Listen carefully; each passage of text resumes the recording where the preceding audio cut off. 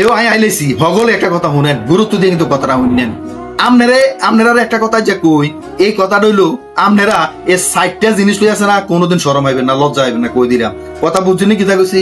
আমরা বালা করে কথাটা শুনল। 1 নম্বরে আমরা বন্ধু আছে না, বন্ধু হাতে যদি গরিব হয় না দরিদ্র, গরিব বন্ধু হয়, এই আপনার গরিব বন্ধু আছে, দরিদ্র বন্ধু আছে, এটা হলে আমরা কোনোদিন শরম হইবেন না, কি লজ্জা হইবেন না। কারণ হইলো বন্ধু ফাঁসে থাকা টাকা না, এটা পকেটে থাকা টাকা না। বন্ধু এমন একটা গুরুত্বপূর্ণ জিনিস, যে গুরুত্বপূর্ণ জিনিসটা আপনার একজন সহযোগী, আপনার জীবন পরিচালনা একটা সহায়ক। কথা বুঝছেননি?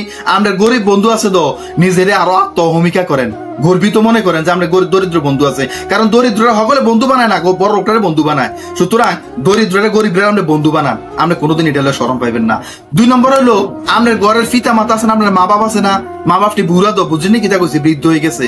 যদি আমরা ঘরে বুড়া মা বাপ থাকে তাদের কদর করেন, কোনোদিন আমরা বুড়া মা বাপ হলে কেউ কাছে শরম পাইয়েন না, বরং নিজের আরো গর্বিত মনে করবেন যে আপনি বুড়া বয়সে মা বাপ পাইছেন, বুড়া বয়সে আপনি মা বাপরে লালন পালন করতে আছেন, তাদের দেখাশোনা করতে পারতেছেন না, নিজের আরো গর্বিত মনে করবেন। কেউ কাছে বুড়া মা বাপ হলে কোনোদিন লজ্জা পাইবেন না, শরম পাইবেন না, কই দিলাম। কথা বুঝছেননি? নইলে কিন্তু আল্লাহর কাছে ধরা আছেন, খবর আছেন। কথা বুঝছেন?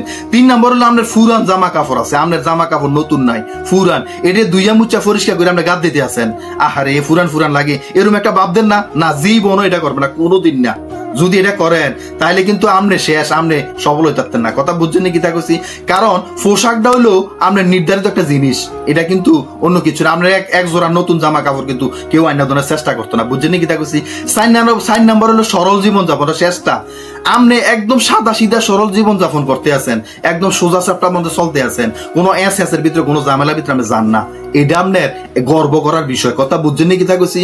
কারণ শান্ত জীবন বেছে নেওয়া দুর্বলতা নয়, এটা বুদ্ধিমান মানুষের একটা শক্তি। বুঝছেন কি তা কইছি? সুতরাং জীবনে কোনোদিন এই সরল জীবন যাপনের জন্য শরম পাইবেন না। কথা বুঝছেন কি তা কইছি? আপনি সরল জীবন যাপন যেন আপনি করতে আছেন, এটা আপনার একটা শক্তি, একটা শক্তি। সুতরাং এই 4টা বিষয় আপনি কোনোদিন লজ্জাবোধ করবেন না, আমরা কই দিলাম, নইলে জীবনে সাকসেস হয়ে যাচ্ছেন না।